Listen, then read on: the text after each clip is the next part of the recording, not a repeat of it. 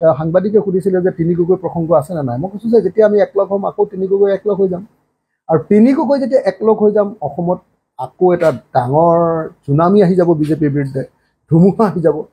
তিনি গগৈ বস্তুটোৱে এনেকুৱা যে ই এটা অসমৰ মানুহৰ মাজত এটা ব্যাপক ৰূপত এটা যাদুৰ সৃষ্টি কৰি দিব, মিৰাকল সৃষ্টি কৰি দিব, আৰু তেতিয়া বিজেপিৰ চৰকাৰখন উফৰি যাব।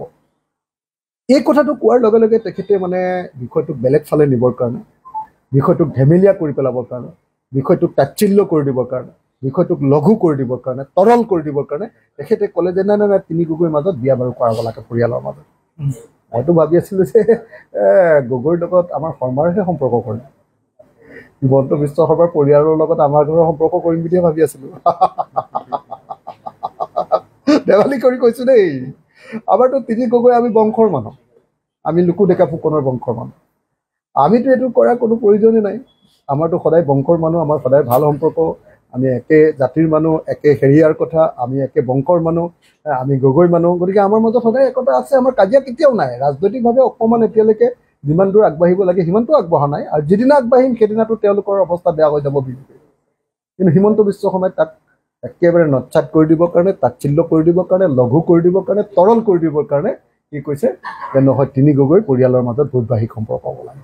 বৈবাহিক সম্পৰ্ক যদি হ'ব লাগে গগৈ পৰিয়ালৰ লগত শৰ্মাৰ পৰিয়ালৰ হওক, নে গগৈ পৰিয়ালৰ লগত তেওঁলোকৰ শৰ্মা পৰিয়ালৰ বৈবাহিক সম্পৰ্ক নকৰে নেকি বাৰু? আশা কৰিছোঁ মুখ্যমন্ত্ৰীজনে ৰাজনৈতিক কথাবিলাক ৰাজনৈতিকভাৱে ক'ব লাগে, ৰাজনৈতিক কথাবিলাক তৰল কথালৈ পৰিণত কৰি দিব নালাগে, ৰাজনৈতিক কথাবিলাকক ৰাজনৈতিক মৰ্যাদা দি কৰিব লাগে। হিমন্ত বিশ্ব শৰ্মায়ো মোক সন্মান কৰিব লাগিব, ময়ো হিমন্ত বিশ্ব শৰ্মা ডাঙৰীয়াক সন্মান কৰিব লাগিব। হিমন্ত বিশ্ব শৰ্মাই গৌৰৱ গগৈক সন্মান কৰিব লাগিব, গৌৰৱ গগৈয়ো হিমন্ত বিশ্ব শৰ্মা ডাঙৰীয়াক সন্মান কৰিব লাগিব। লুৰিণজ্যোতি গগৈয়ো একেটাই হিমন্ত বিশ্ব শৰ্মা ডাঙৰীয়াক সন্মান কৰিব লাগিব, হিমন্ত বিশ্ব শৰ্মায়ো লুৰিণজ্যোতি গগৈ ডাঙৰীয়াক সন্মান কৰিব লাগিব। তেতিয়াহে আমি সকলোৱে মিলি অসমীয়া জাতিটোৰ উন্নয়নৰ কথা চিন্তা কৰিব পাৰিম।